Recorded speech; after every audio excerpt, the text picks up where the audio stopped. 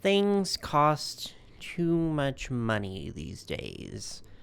Let's talk about that. This is a video that I admittedly did not do a lot of preparing for. I don't have a whole lot of notes or anything. One, because I have been languishing about my home in various states of sickness and unease. I'm doing a lot better, though. This new medication I'm on is so far having a far better reaction than the last one did, so fingers crossed. Secondly, because I kind of just wanted to talk. Like I wouldn't classify this video as a rant.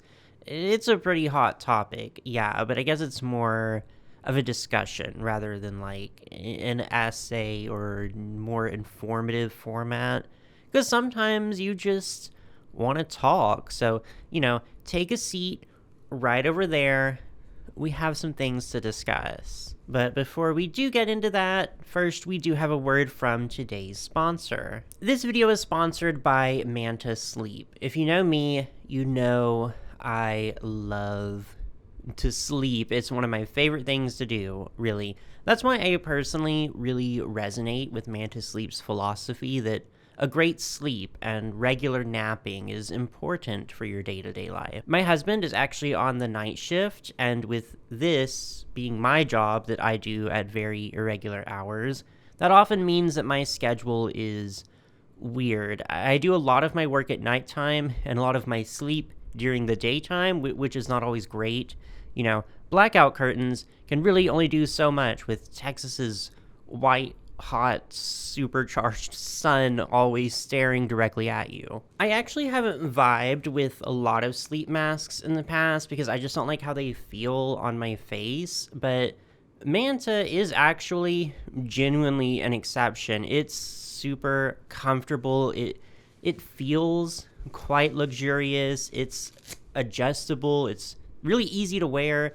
The shape of the cups makes it so much better to wear than just having like a strip of fabric on my face. And my husband, who is a regular sleep mask user, got some pretty regular use out of it too. So it comes pretty recommended by the both of us. Also, it comes in pink, which is very, very important to me. Right now on Manta Sleep's website, spend more to save more. An order of $99 gets you 20% off. Spend $149 for 25% off and $199 for 30% off. You can also use my personal coupon code DarlingDolls for 10% off your purchase. Thank you so much to Manta for sponsoring this video.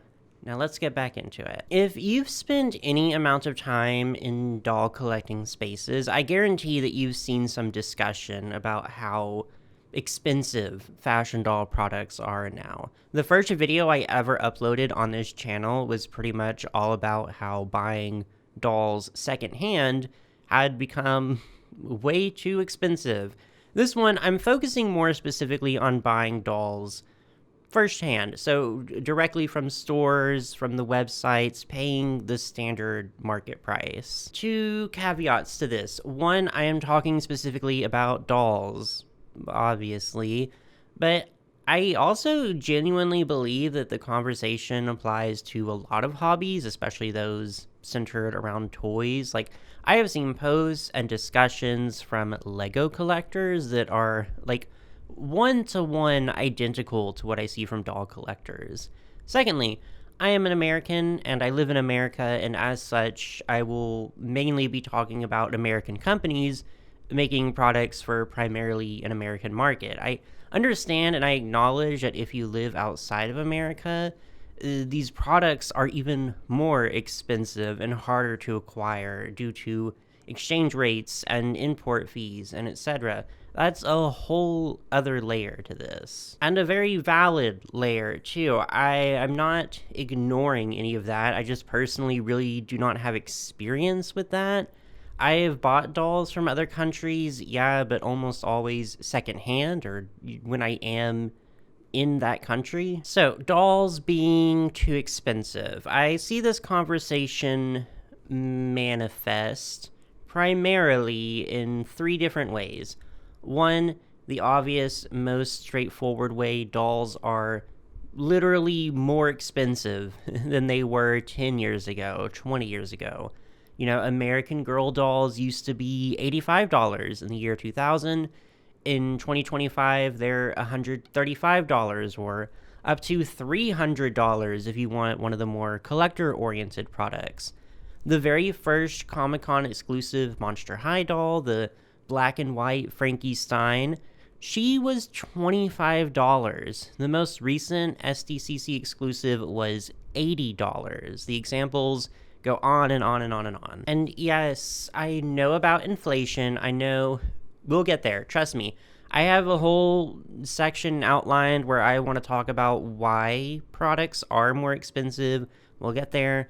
Bear with me. Because, see, there's another more nuanced side to this conversation. The fact that dolls, regardless of price, are not the same caliber that they used to be, not the same quality.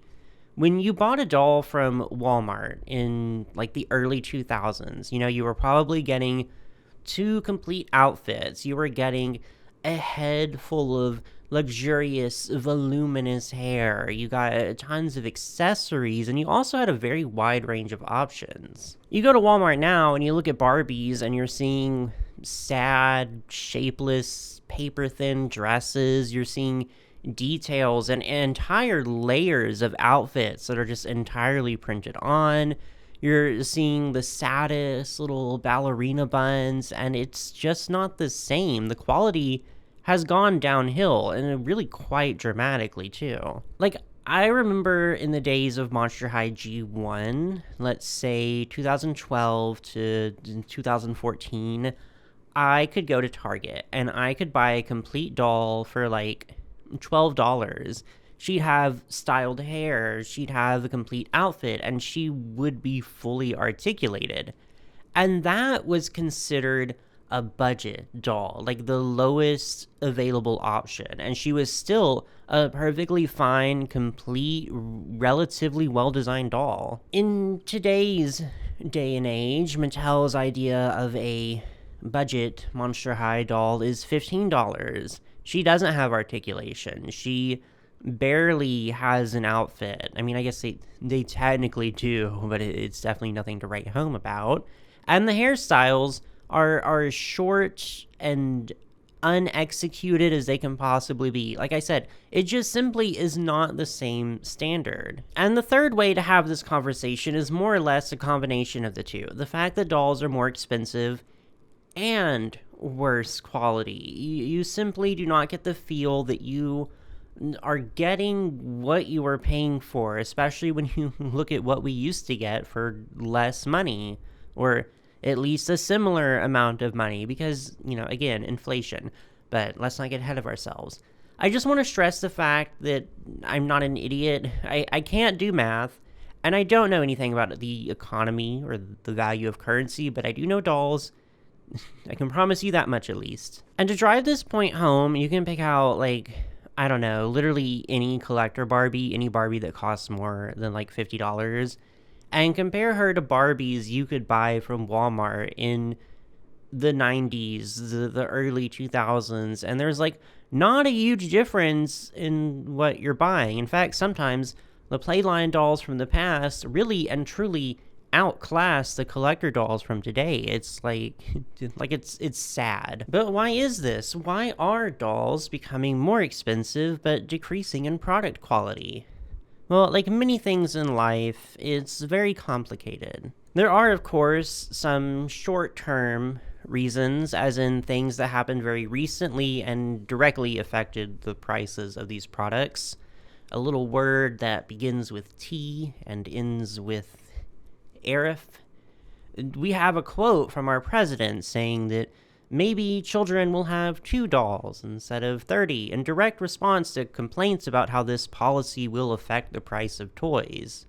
And sure, maybe there's a separate conversation about materialism and young children, but I feel like that's something to be handled by the family, not the country literally making toys unaffordable for families and limiting their choices. But I do digress. And this didn't just affect toys for children. I don't mean to be like, think about the adults buying toys, but it did have a pretty significant effect on collector products. Prices just over the last year jumped up on average, I would estimate, I don't know, like 8 to 15%. That number is purely just a feeling. I have no idea what the actual metrics are, but it does seem to be pretty specific because a lot of prices now are just sort of odd numbers, like $81 or $98 instead of the standard 75 or 80 or 90. Another thing that happened pretty recently, the global pandemic. I hope we're allowed to say that word without getting flagged now. If you recall, that caused a lot of very significant supply chain issues that affected prices too.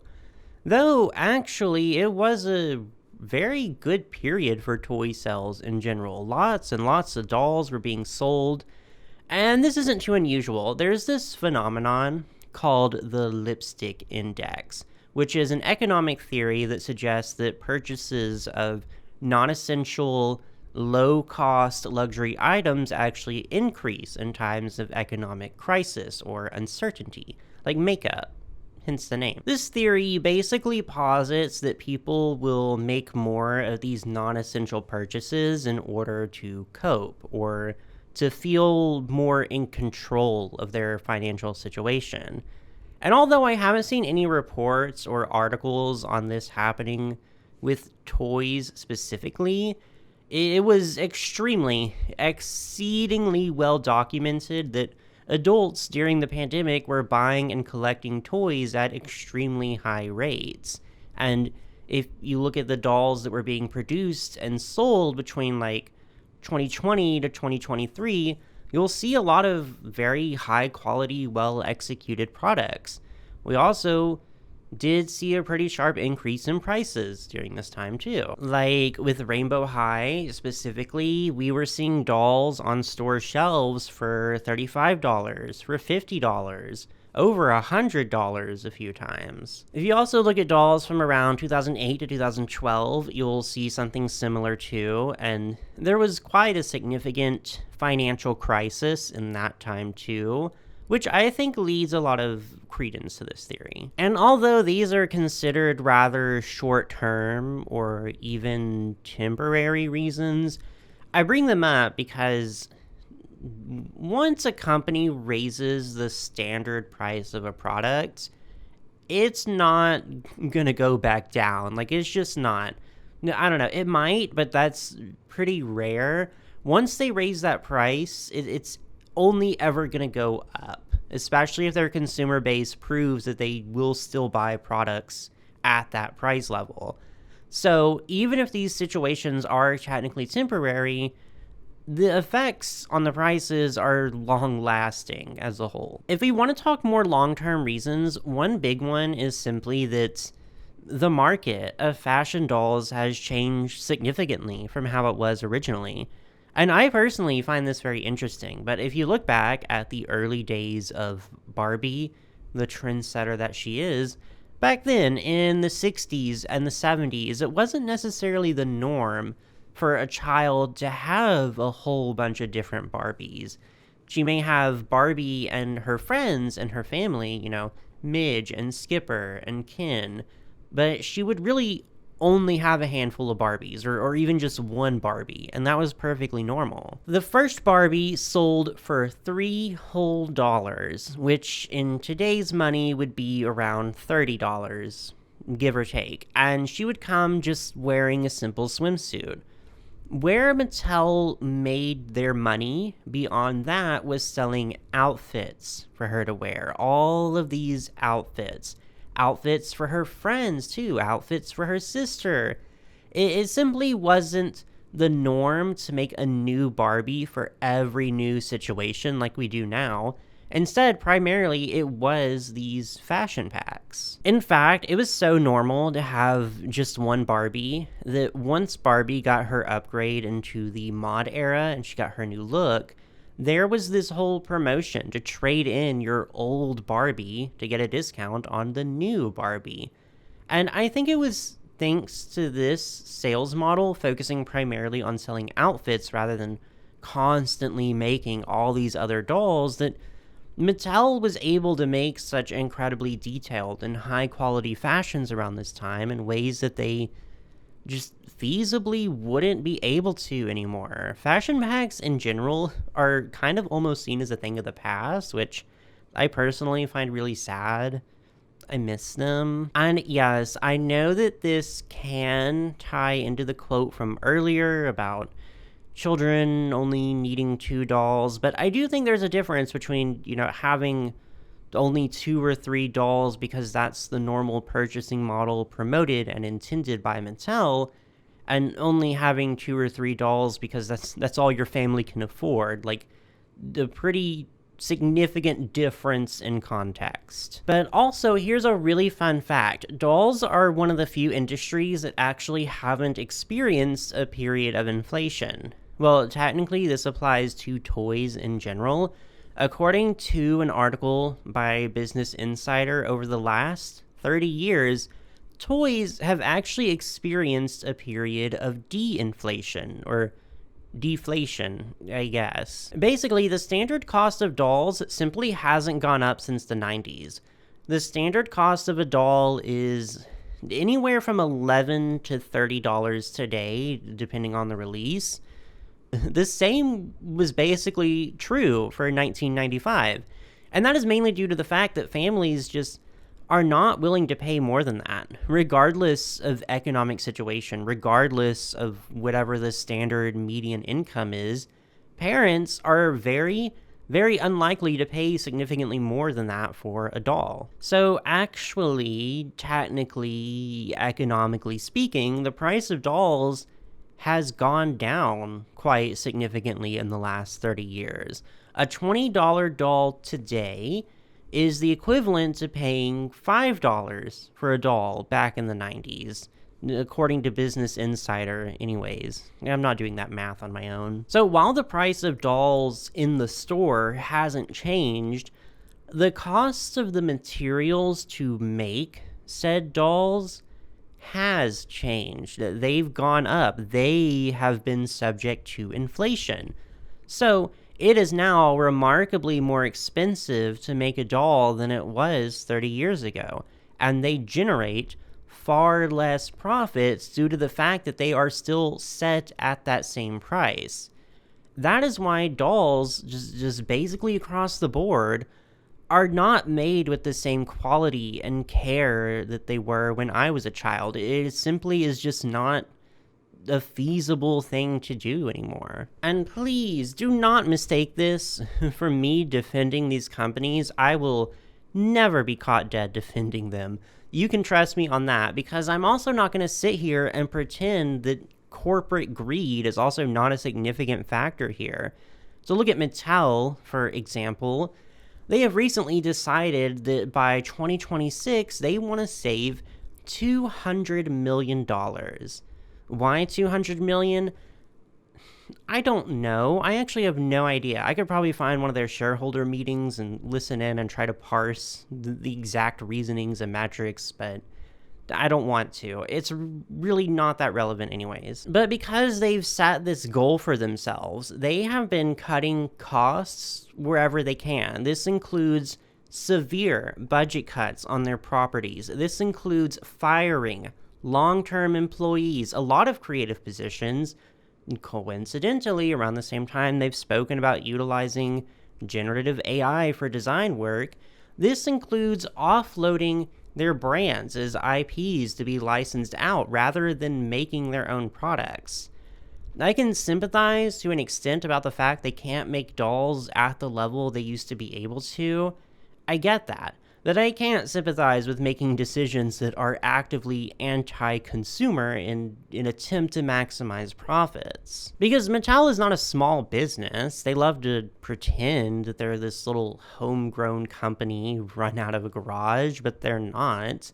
They are quite literally one of, if not the, biggest toy company in the entire world. They're not they're not going anywhere anytime soon, even if they have a rough year or two. And, there is actually a demographic that's willing to pay more than $25 for a doll.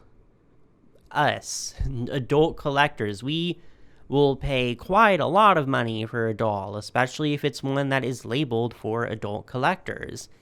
In our case, you don't have to adhere to certain standards to make collector products. Speaking purely to pricing, I mean, collector dolls are generally sold directly from the company's website. You don't have to discuss pricing with a retailer. You don't have to compete for shelf space. You don't have to put a lot of budget into eye-catching packaging. You have a lot more freedom to create a product that is held to a much higher standard of quality. But most collector dolls just, frankly, are not worth it, in my opinion. They just aren't. I mean, I have a relatively comfortable financial situation. If there's a doll I want and she's $100, most of the time I can buy her without thinking too hard about it. Every once in a while, definitely not like one right after the other, and also really not anything much more expensive than that. But I also grew up like dirt poor, like destitute Victorian orphan poor, the kind of poor that you see in movies and you think they're being way too heavy-handed about how poor this family is. I've known financial insecurity, I've known food insecurity, and we really don't have to get into details because it's not really necessary. But I bring this up to say that I have a lot of lingering, let's be real, trauma, but also a lot of habits from those days. And one of those habits is just that I can't spend large amounts of money without feeling guilty. Like physical pains in my chest, kind of guilty. So these very expensive collector dolls are pretty big decisions for me. Ones that I weigh pretty heavily, and a good 90% of the time, like, I just don't think they're worth it. I don't think they're worth spending that much money on because I know it'll feel like a waste. Because I just don't feel like what I pay for is what I'm getting. And yeah, there are times where I buy a doll that I know in my heart is really overpriced, but I still do because I love her. But I would also very much enjoy not having to go through this whole mental process every time I want to make that decision, And my situation is very much not universal. There really is no way to talk about finances and it apply to even like 5% of an audience. Everyone has their own unique situation, so I'm not here to apply my experiences to anyone. Again, just here to talk. Because let's face it, the economy is scary. It is. It just is. That's something I think most people can relate to. The toy industry may finally be catching up with inflation, but that doesn't mean people's incomes are also rising to match that inflation. And obviously, it's a lot more complex than that. We don't need to do a deep dive into the American economy. We really don't. But, like, what's the point? What's the solution? What is my thesis here? Honestly, I don't know. Like, I'm not going to sit here and beg for companies to lower their prices. I do that enough already as it is. But I also acknowledge the dissonance of talking about how many households are facing financial insecurity and then capping off this video by saying that my inessential little plastic women need to cost less. Everything needs to cost less. Maybe that's my thesis. No, truthfully, I didn't make this video with any kind of big solution in mind. Maybe I thought one would come to me the more I talked, but it didn't, so. More or less, I'm just making this video as an open discussion, because I think it's an important conversation to have in the collecting community. It's a necessary thing to point out the fact that these things are getting more and more expensive, and also to acknowledge that some nuance comes with that. All the factors that go into deciding these prices, some of which are understandable, some of which are not so much. Because the way it's going, it honestly isn't sustainable. I see so many of my fellow collectors feel priced out of this hobby because of how expensive these collector dolls are, and they're just getting more expensive, more and more expensive. And there shouldn't be any shame in this discussion either. I have seen people with the attitude of like, oh, you're just bitter because you can't afford this doll, which is like frankly really disgusting. The price of a doll should be open to criticism regardless of if you can afford it or not. Plus, maybe they can afford it and just simply do not want to pay that much money for something that doesn't feel worth that much money, which is so utterly extremely valid. Or maybe they can't afford it, and it's just sad that they feel excluded from their hobby because of this very significant barrier. And like, look, dolls are a luxury. I know this. They are not essential to survival. At no point in anyone's life do they need to purchase dolls, especially as an adult. And they especially don't need collector dolls either. So I hope the way I'm talking doesn't come off entitled. I am trying to look at this objectively, but I mean, I am talking about my experience, and there's always going to be some level of consumerism and materialism when talking about collecting. That's just how it is. But I do want to stress that that's not the point. The point of me making this video is not to be like, I want to buy more dolls. I want more dolls. It's not that. And if we want to talk about children, you know, them being priced out of having toys is definitely not a good thing either. Dolls, toys in general, are an extremely important part of a child's enrichment, and I can also tell you firsthand how utterly miserable and alienating it is to grow up knowing and feeling that you have so much less than your peers do. So I guess maybe the point of all this talking is just to say, like, if you feel like your hobby is becoming unaffordable, you definitely aren't alone, and it is also absolutely to no fault of your own. I think that we as a community can perhaps be more thoughtful and nuanced when approaching this topic, but at the same time, like, yeah, a lot of the criticisms are completely valid. I would also argue that being critical of pricing at any level is good and necessary. And that doesn't mean storming Mattel's offices with torches and yelling, "Make the dolls cheaper."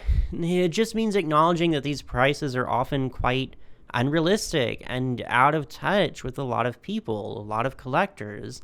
And if it keeps going this way, it's going to be very unsustainable. So yeah, like I said, this is a discussion, and that means your input is extremely valued. I never make videos to tell people how to think or how to feel about something, so if you disagree with me, if you think dolls are all perfectly and fairly priced, then that's what you're entitled to. I still love you. But please let me know your thoughts, your takes, your experiences. They are important to me and I would like to hear them.